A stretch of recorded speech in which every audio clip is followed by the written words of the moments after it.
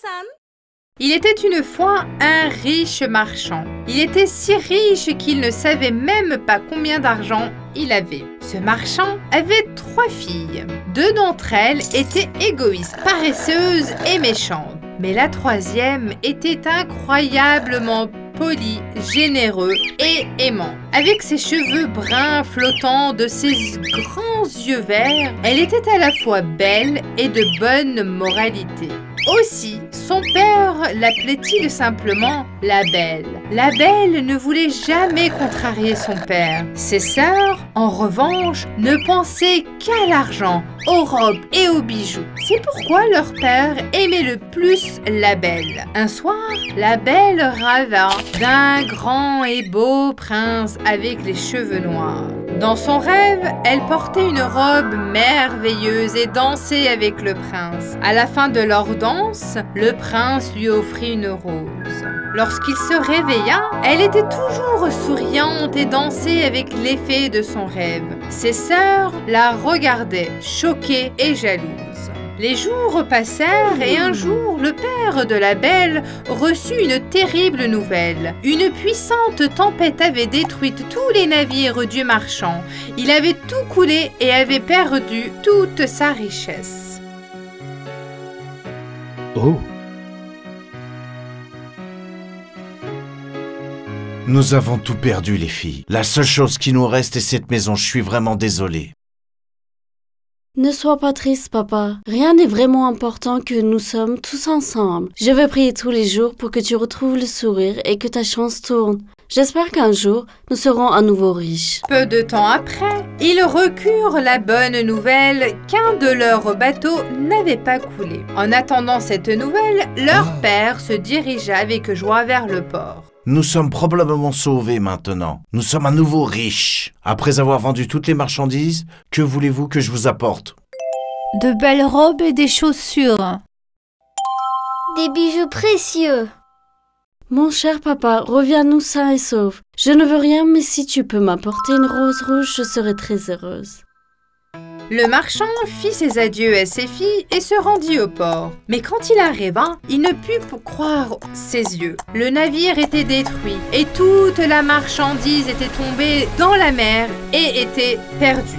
Donc rien n'avait changé, ils étaient toujours aussi pauvres. Malheureusement, en rentrant chez lui, sans s'en rendre compte, il était rentré dans la forêt. Pendant un certain temps, il a essayé de trouver la route, mais à ce stade, lui et son cheval étaient tous deux très fatigués. Soudain, il aperçut une lumière au loin. Il commençait à faire sombre, alors il s'est dépêché et s'est dirigé vers la lumière.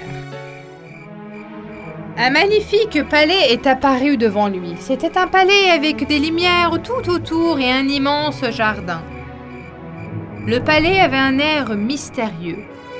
Lorsque le marchand est arrivé aux portes du jardin, elles se sont ouvertes spontanément. En passant par un chemin avec beaucoup d'arbres, ils atteignirent la porte du palais qui s'ouvrit également spontanément. Bien que le marchand ne comprenait pas ce qui se passait, il entra. Bonsoir. Y a-t-il quelqu'un ici?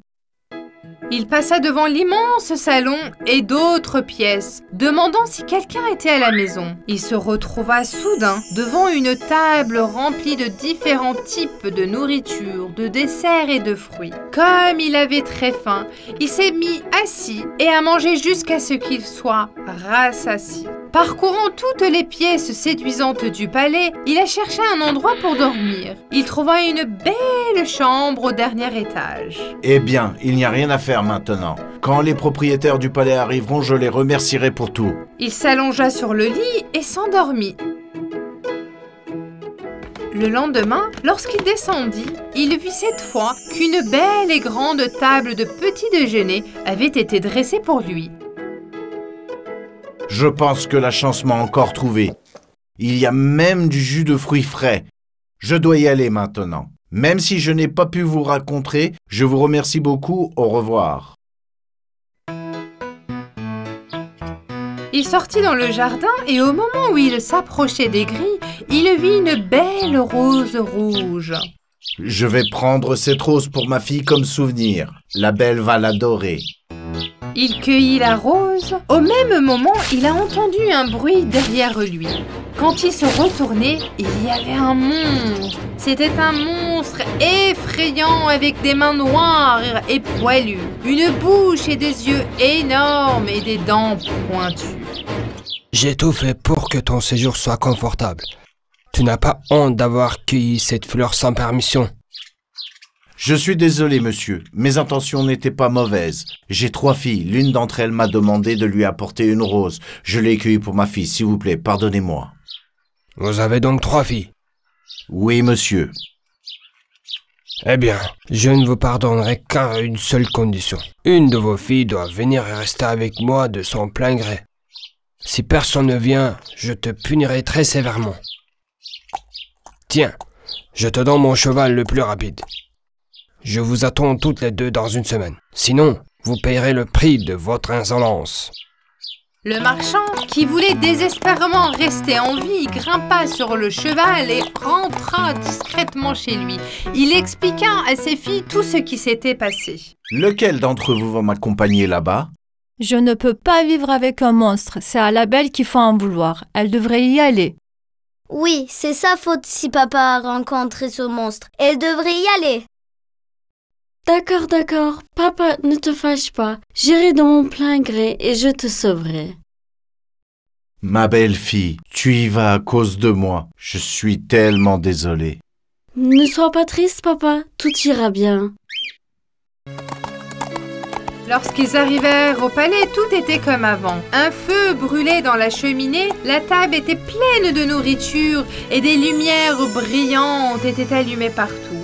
Comme ils étaient tous deux affamés par le long voyage, ils se sont assis à table et ont dîné. Peu de temps après, le monstre est descendu. Bonsoir et bienvenue. Je m'appelle la Bête. Veux-tu rester ici avec moi? Oui, monsieur. Je voulais cette rose. Ce n'est pas la faute de mon père. Il voulait seulement m'apporter un cadeau. Alors, ton père partirait demain. Et tu resteras ici et tu seras mon ami. Le lendemain, le père de la belle partit. Tu vas beaucoup me manquer. Pardonne-moi, ma chérie. Tu me manqueras aussi. Ne t'inquiète pas. Prends soin de toi. Faisant un signe à la main, elle dit adieu à son père depuis les portes du jardin. Les jours passent, mais elle était incroyablement triste. Elle pleurait tous les jours. Une nuit, alors qu'elle pleurait, que vais-je faire de la bête? Comment vais-je m'y habituer? Il apparut devant elle. Bonsoir. Comment vas-tu? Ta chambre est-elle confortable? As-tu besoin de quelque chose? Tes désirs sont des ordres. Le fait que tu sois venu ici de ton plein gré m'a rendu incroyablement heureux. Si seulement tu m'aimais un peu. C'est parce que je suis laid. La belle lui a toujours dit la vérité. Je ne vous aime pas, mais je suis habituée à vous. À ton devoir. Un jour, je ferai en sorte que tu m'apprécies. Tu ne verrais pas la laideur de mon visage, mais tu verrais la gentillesse de mon cœur. C'est ça qui est important. Ils devenaient en fait de très bons amis. Ils jouaient du piano ensemble et chantaient des chansons. Ils se promenaient dans le jardin et nourrissaient les oiseaux. La belle réalisa que la bête n'était pas aussi laide qu'elle le pensait. En fait, elle commençait à l'apprécier. Une nuit, elle rêva de son père et vit qu'il était devenu très malade. Le lendemain matin...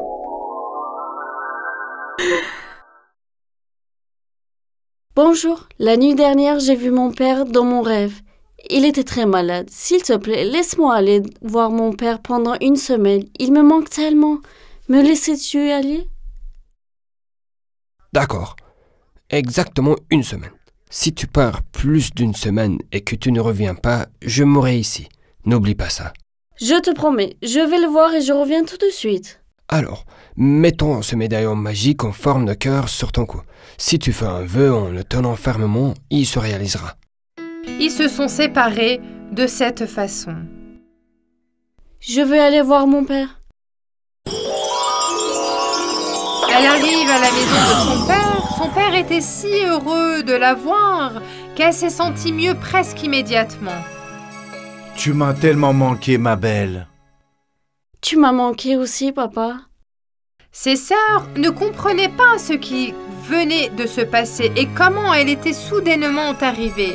Elle était toujours jalouse de la belle.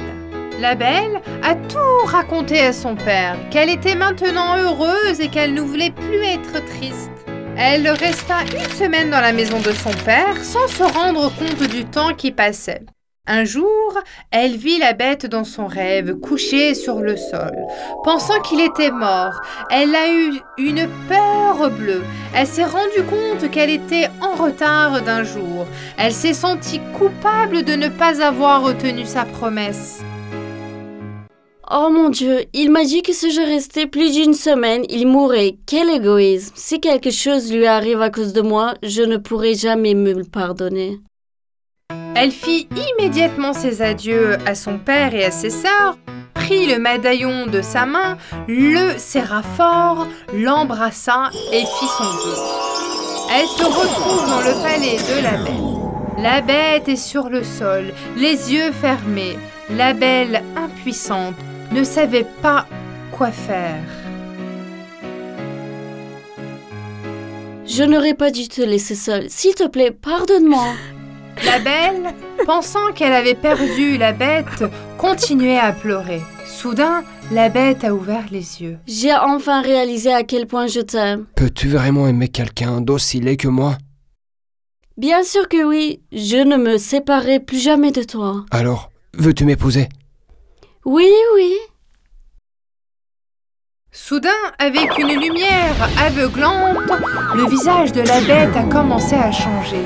Un beau prince a pris sa place. Il était grand avec d'épais cheveux noirs.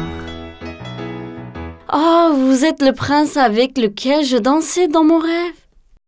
Oui, une sorcière maléfique m'a transformé en bête. La seule façon de briser le sort était qu'une fille n'accepte ma main et en mariage malgré ma laideur. Merci de m'avoir sauvé, la belle. Peu de temps après, le prince et la belle se sont mariés. Ils ont amené son père marchand et ses sœurs au palais également. Ils vécurent heureux pour toujours. C'était une victoire, celle de la beauté intérieure. Il était une fois, dans un royaume lointain, vivait une belle reine et un beau roi.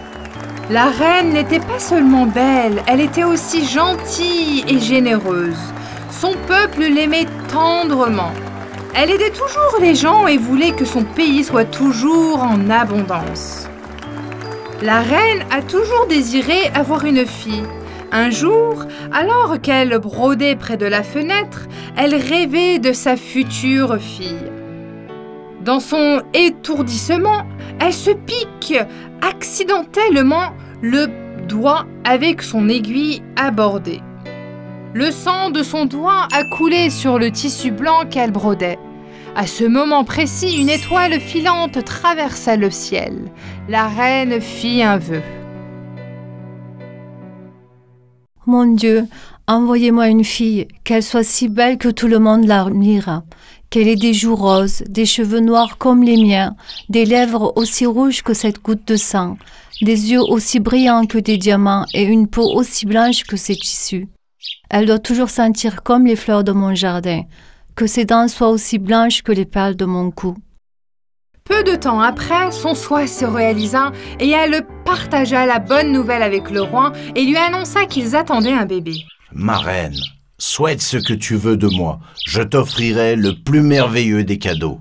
Ma santé n'est plus aussi bonne qu'avant. Ce que je demande, c'est de protéger notre enfant du mal. S'il te plaît, promets-moi que tu la protégeras. Il n'y a rien d'autre que je souhaite. Quand le moment fut venu, la reine donna naissance à une très belle fille. Comme elle l'avait souhaité, sa fille avait des cheveux noirs, des lèvres rouges, des yeux brillants, une peau blanche comme la neige et se sentait les fleurs. On l'appela Blanche-Neige à cause de la blancheur de sa peau. Peu après, la santé de la reine se détériorait et elle mourut. Le jeune roi était très triste. Pendant qu'il pleurait, sa femme bien-aimée, ils essayaient aussi d'élever Blanche-Neige du mieux qu'ils pouvaient. Lorsque Blanche-Neige eut 5 ans, un grand bal fut réalisé au palais. Le roi fêtait l'anniversaire de sa fille et choisissa également une jeune reine. Au bal, il y avait une belle femme qui avait des pouvoirs magiques. Elle utilisa ses pouvoirs pour danser avec le roi et lui jeta un sort. Elle épousa le roi et devint la reine. La belle-mère de Blanche-Neige était une très belle femme, mais elle était aussi vénitieuse, cruelle et méchante. Dès le jour où elle arriva au palais, elle a méprisé Blanche-Neige. Elle le considéra comme sa rivale. La reine avait aussi un miroir magique. Elle consultait toujours le miroir à propos de l'avenir et demandait. Et ainsi le temps passa.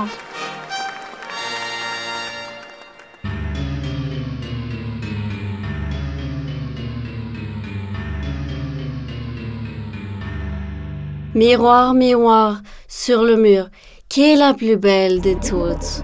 Ma chère reine, c'est vous. Vous êtes la plus belle femme du monde.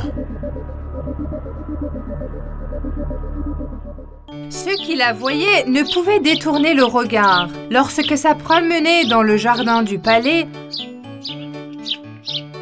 répandait son parfum fleuri. Les oiseaux et les papillons la suivaient toujours, et sa voix était si céleste qu'elle chantait. Les oiseaux du jardin se taisaient et l'écoutaient. Un jour, la reine a demandé à son miroir.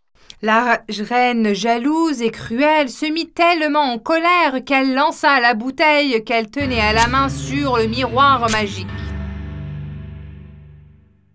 Miroir, miroir, sur le mur, qui est la plus belle de toutes? Ma reine, tu es très belle, mais la plus belle fille est Blanche-Neige. Pendant ce temps, elle avait enfermé le roi dans un donjon du palais et avait dit à tout le monde qu'il était parti travailler pour son peuple. Elle a également convoqué le chasseur du palais et lui a demandé des ordres stricts. Comment est-ce possible? Personne n'est plus belle que moi. Convoquez la princesse immédiatement. Blanche-Neige, qui n'avait aucune idée de son destin, vint voir la méchante reine. Alors que la reine cueillait des fraises avec le chasseur, ils s'enfoncèrent dans la forêt. Le pauvre chasseur était très triste. Je veux que tu tues Blanche-Neige et que tu m'apportes son cœur comme preuve. Le chasseur ne pouvait pas se résoudre à la tuer. Ils s'assirent sous un arbre et il lui raconta le plan diabolique de la reine.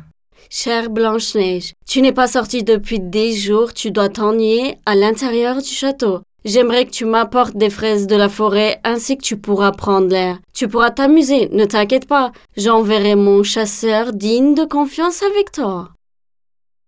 Il chasse aussitôt un animal et apporte son cœur à la reine.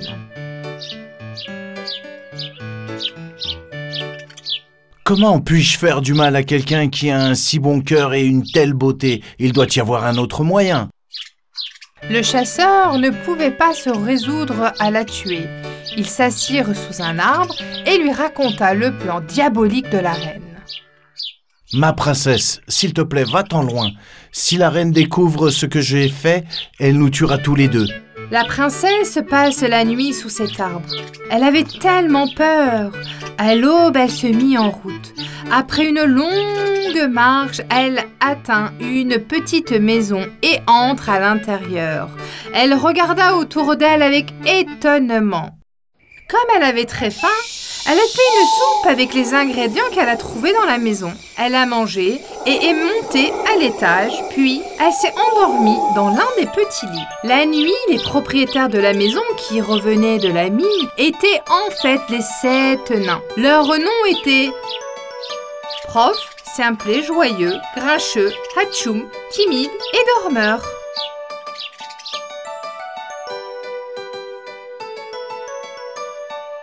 Quel est cet endroit? Tout est si petit. Il y a 7 exemplaires de tout. 7 petites chaises, 7 paires de fourchettes et de cuillères.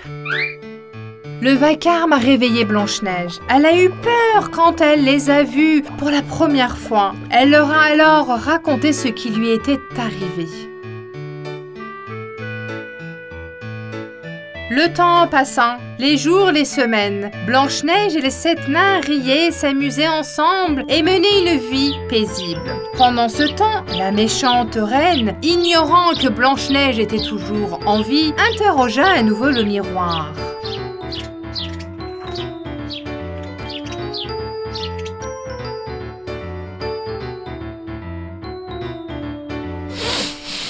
Eh, qu'est-ce que c'est? Ça sent comme une délicieuse soupe.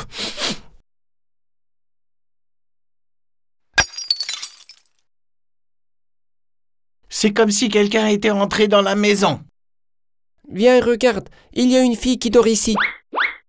Elle élabora immédiatement un plan diabolique. Elle empoisonna une pomme et se déguisa en vieille femme pour tromper Blanche-Neige.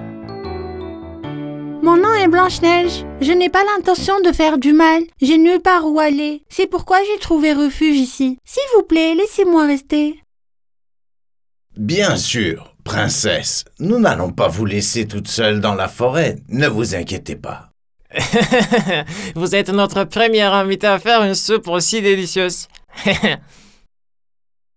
Les 7 nains avaient prévenu Blanche-Neige de n'ouvrir la porte à personne, mais Blanche-Neige eut pitié de la vieille femme qui se présenta à la porte et la laissa entrer sans hésiter. Après avoir fini sa soupe, la méchante reine déguisée en vieille femme offrit la pomme empoisonnée à Blanche-Neige. La princesse en prit une bouchée et tomba sur le sol en s'endormant. Miroir, miroir sur le mur, qui est la plus belle des toutes? Ma reine, tu es belle, mais Blanche-Neige, qui va avec le Sénat, est la plus belle. Ah, comment est-ce possible? Le chasseur a dû me mentir. D'abord, je vais me débarrasser de Blanche-Neige et ensuite je donnerai une leçon à ce chasseur. La vieille femme se transforma en méchante reine et retourna joyeusement dans son palais. Lorsque les 7 nains qui revenaient de la mine le soir la virent étendue sur le sol, ils pensèrent qu'elle était morte et furent très tristes. Oh, bonjour, il y a quelqu'un? J'ai tellement faim, je n'ai plus rien à manger. Un beau prince qui se promenait dans la forêt entendit les 7 nains pleurer. Il fut curieux et s'approcha d'eux. Il fut très surpris lorsqu'il vit qu'ils étaient allongés dans le lit de cristal entouré de fleurs. Entrez, je vous en prie, bienvenue. Merci, mon enfant. J'étais si fatiguée et affamée dans la forêt. As-tu quelque chose à manger? Oui, bien sûr. J'ai de la soupe. Après avoir fini sa soupe, la méchante reine déguisée en vieille femme offrit la pomme empoisonnée à Blanche-Neige. La princesse en prit une bouchée et tomba sur le sol en s'endormant.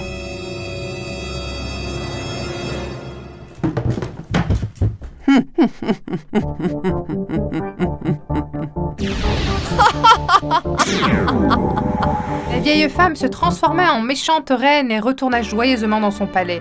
Lorsque les 7 nains qui revenaient de la mine le soir la virent étenduée sur le sol, ils pensèrent qu'elle était morte et furent très tristes. Nous devons faire en sorte que son sommeil éternel soit confortable. Faisons-lui un bon lit. Un beau prince qui se promenait dans la forêt entendit les 7 nains pleurer. Il fut curieux et s'approcha d'eux. Il fut très surpris lorsqu'il vit qu'il était allongé dans le lit de cristal entouré de fleurs. C'était la fille qui avait été dans ses rêves pendant des jours. L'odeur de ses cheveux était encore présente dans toute la forêt.